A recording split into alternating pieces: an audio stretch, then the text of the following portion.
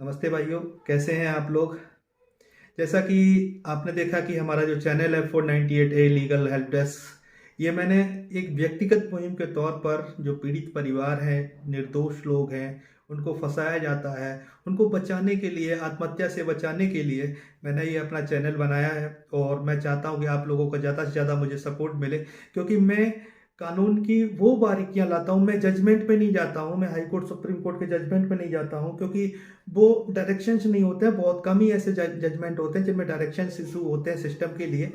तो मैं कानूनी बात करता हूँ, कानून के दायरे में बात करता हूँ। और मेरा सिर्फ ये मोटो रहता है कि आपको और आपके परिवार को सेव कैसे किया जाए। अगर आप लोग हमसे मिलना चाहते हैं तो आप लोग हमसे आगरा में मिल सकते हैं, आगरा दीवानी कचहरी में हमसे मिल सकते हैं। हम आपको वो प्रैक्टिकल एक्सपीरियंस के आधार पर वो जानकारियां अपने चैनल के माध्यम से देना चाहते हैं, क्योंकि काफ़ी लोगों का मैं कॉल नहीं उठा पाता हूं और थोड़ा सा प्राइवेसी कंसर्न भी रहता है। लेकिन हर वो जानकारी हम आप लोगों तक देते हैं जो आपके केस में आपको जिताने के लिए। मैं नहीं कह रहा, आप मेरी मदद लीजिए। आप खुद इतने सक्षम बन जाइए कि आपके सामने कोई भी बहस ना कर पाए।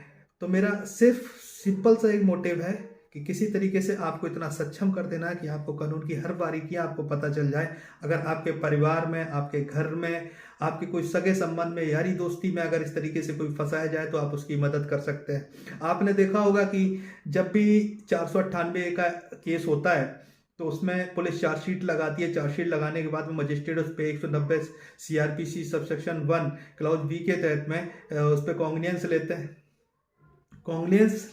लेकिन वो गलत कॉन्ग्नियंस ले लेते हैं, क्योंकि प्रोविजन ये कहते हैं the magistrate may take cognizance on police report facts, यानी पुलिस रिपोर्ट के जो फैक्ट हैं उनके ऊपर हमें कॉन्ग्नियंस लेना। लेकिन नहीं, कोर्टों में क्या होता है, कोर्टों में ऐसा कुछ नहीं होता है। चार्जशीट गई, उन्होंने ऊपर लिख दिया, अवलोकन किया, आपको सम्मन जारी कर दिए, आप सम्मन पे गए। अलग बात है अगर आपको सम्मन नहीं मिले और ऑर्डर शीट पे बाकायदा सम्मन का आदेश किया गया कि सम्मन जारी किए जाए, सम्मन जारी किया, आपको सम्मन आ गया, आपको रिसीव नहीं हुआ है, सम्मन आपकी पत्रावली पे भी नहीं है, यानी कि जो आपकी फाइल है ना, फाइल पे भी कोई सम्मन नहीं है और डायरेक्ट आपके वारंट निकाल दिए जाते हैं। ऐसे CRPC 125 में क्या होता है कि आपके जैसे ही सम्मन निकाले गए, आपकी पत्नी ने एजुकेशन फाइल किया 125(3) CRPC के तहत में, तो मजिस्ट्रेट क्या करता है कि सम्मन जारी कर देता है। सम्मन जारी करने के बाद में वसूली वारंट निकालता है, गिरफ्तारी वारंट निकालता है। प्रोविजन उसके हाथ में, पावर उसके हाथ में है, तो वो क्या करता है कि मिसयूज ऑफ पावर का यूज करता है हमेशा। आपको सम्मन तामीला नहीं हुआ, आपको आपत्ति देने का मौका नहीं दिया गया और वो गिरफ्तारी वारंट या वसूली वारंट के लिए आदेश कर देता है। ये इलीगल प्रोसेस है। CRPC 80 से भी नहीं ये कहती है कि सम्मन, जब तक सम्मन तामीला ना हो जाए तब तक कोई वारंट जारी नहीं किया जा सकता। और आपको वो सम्मान नहीं मिला है, आपकी तामीली नहीं है, पत्रावली पे अगर वो तामीली नहीं है और मजिस्ट्रेट ने अगर वारंट निकाल दिया है तो वो 87 CRPC का वायलेशन होगा, क्योंकि 87 CRPC में एक आ गया है कि सम्मन को रिसीव करने के बाद ही वारंट निकाला जाएगा। अगर ऐसा नहीं होता तो मजिस्ट्रेट उसमें अपना स्टेटमेंट रिकॉर्ड करेगा, रिटन में लिखेगा कि वारंट निकालना क्यों जरूरी है। तो ऐसे ही चीजें हैं, आपको देखना है कि आपके जो केस हैं वो चाहे CRPC 125 का केस हो, चाहे वो डोमेस्टिक वायलेंस का केस हो, या कोई XYZ या 498 का केस हो, तो आपको सबसे पहले ये देखना है, ऑर्डर शीट पे देखना है कि आपको सम्मन के लिए आदेश किया गया है या नहीं किया गया है। क्या वो सम्मन आपको तामील किया गया है, नहीं किया गया है। अगर तामील नहीं किया गया और डायरेक्ट वारंट के लिए अगर आदेश किया गया है तो CRPC 87 का यहाँ पे सीधा सीधा वायलेशन होता है।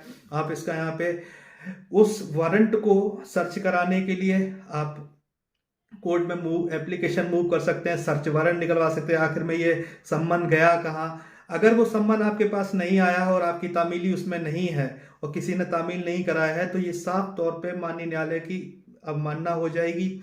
और अगर आपको सम्मन नहीं मिला है और किसी ने साइन करके उसकी तामीली करके भेज दिया है तो फोर्स डॉक्यूमेंट्स में आ जाएंगे। तो आपको सबसे पहले सर्च कराना पड़ेगा कि वो सम्मन आखिर में गया कहाँ, क्या धोखाधड़ी की गई है, धोखाधड़ी करके हमारे खिलाफ में वारंट जारी कराए गए हैं। और अगर इस तरीके से बिना किसी रीजन के, आपको यह भी देखना पड़ेगा, अगर सम्मन के बाद में आपका पक्ष नहीं सुना जाता है और आपको सम्मन अगर तामीली नहीं हो रही है और डायरेक्ट वारंट निकाले जा रहे हैं, तो आपको ऑर्डर शीट पे यह भी देखना पड़ेगा कि उसमें क्या स्टेटमेंट रिकॉर्ड किए गए हैं जिससे कि हमारे वारंट जारी किए गए। तो ऐसी बहुत सारी ऐसी चीजें हैं, कानूनी बारीकियां हैं जो हम आपको बताते रहेंगे। हाल में ही हम आगरा रहने लगे हैं। आगरा में रह रहे हैं, मेरे काफ़ी यार दोस्त मेरे से मिलने के लिए आते हैं। आप लोगों के सहयोग से ही हम आप लोगों की मदद के लिए सक्षम हो पा रहे हैं। इसलिए आप लोगों से निवेदन है कि इस चैनल को ज़रूर ज़्यादा से ज़्यादा, पता नहीं कि हमारा जो कोई भी एक वीडियो है, क्योंकि मैं ऐसी बातें नहीं करता हूँ, मैं किसी की सुनी सुनाई बातें नहीं करता हूँ, मैं प्रैक्टिकल आधार पर कानूनी बातें करता हूँ। और शायद आपको किसी भी चैनल पे इस तरीके की चीज़ें मिलें कि आपको आपके केस से संबंध में, क्योंकि सटीक जानकारी कि आपके केस में क्या हो सकता है और क्या क्या होने वाला है। अगर आप लोग हमसे संपर्क करना चाहते हैं तो हमारा जो नीचे नंबर डिस्प्ले कर रहा है, आप उस पर संपर्क कर सकते हैं। आप हमारी मदद कीजिए, हम आपकी मदद करेंगे। मेरी आर्थिक स्थिति बहुत ज़्यादा खराब है, हम आप लोगों से सपोर्ट चाहते हैं, और सपोर्ट ये है हमारे चैनल को ज़्यादा से ज़्यादा सब्सक्राइब करें, ताकि कि अगर कोई भी परेशान बंदा है, कोई भी परेशान फैमिली है, तो उसको बचाया जा सके। अगर हम फ़ोन नहीं उठा पाते तो एटलीस्ट अगर वो मेरा वीडियो देखे तो उसको इतना आइडिया आ जाए कि हमें आगे कैसे मूव करना है, अपने आंसू कैसे पहुंचने हैं, अपने परिवार के आंसू कैसे पहुंचने हैं, तो वो अपने आप को सेव कर पाए। और मेरा मेन जो उद्देश्य है वो यही है कि हम अपने वीडियो के मार्फत छोटी छोटी सी बारीकी चीज़ें आप लोगों के सामने रखें जो आपके केस में बहुत ज़रूरी है। क्योंकि आपने देखा होगा कि निचली जो अदालतें हैं ना, उसमें जो पेशकार बाबू वगैरह सब बैठे रहते हैं ना, सब धांधली करते हैं। अधिकांश मामलों में धांधली होती है, और जब तक आप सक्षम नहीं होंगे तब तक आप कुछ फ़ायदा नहीं ले सकते।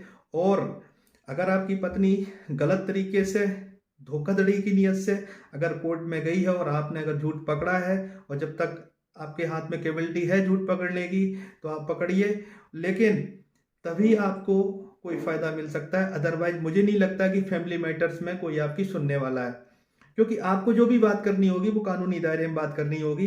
क्योंकि हमने देखा है बहुत सारे ऐसे केसेस में देखा है कि सम्मन निकाल दिए, डायरेक्ट वारंट निकाल दिए, कोई सुनवाई का मौका नहीं दिया, कोई आपत्ति का मौका नहीं दिया, डायरेक्ट वारंट निकल गए, लोगों को वसूली हो गई, वसूली नहीं हो पाई तो लोगों को जेल भेज दिया। डायरेक्ट ये सीधा सीधा मुंह पे बोला जाता है कि अगर आप पैसा नहीं दोगे तो हम आपको जेल भेज देंगे।